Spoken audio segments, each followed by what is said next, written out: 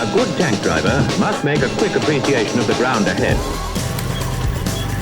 He must be alert for obstacles in his path, making his approach at the correct speed, avoid damaging the tank and injuring the crew. In this film, we're going to be talking about a somewhat extreme response to the Soviet heavy tanks unveiled at the end of World War II. A big problem required a big solution, and that is exactly what the British set out to do. Kampfgruppen were mixed arms formations of anything from a few hundred men to a few thousand, formed either for a few days, a specific mission, or possibly up to a few weeks.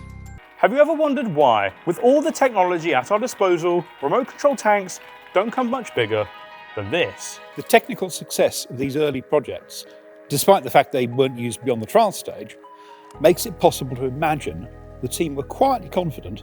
And a strict mandate to focus on projects that had an immediate military application. A bit like the British concept of the infantry tank. It doesn't need to be fast because it's there to support infantry. Harding's gunner fires 2 AP rounds, and to their delight, one of them slams into the Tiger's sponson just below the turret. The Tiger begins to burn and its crew bail out.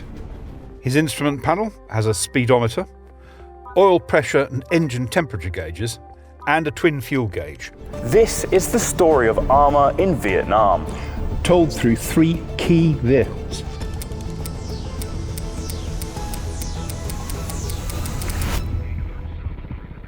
So what do we mean when we actually say fast tank?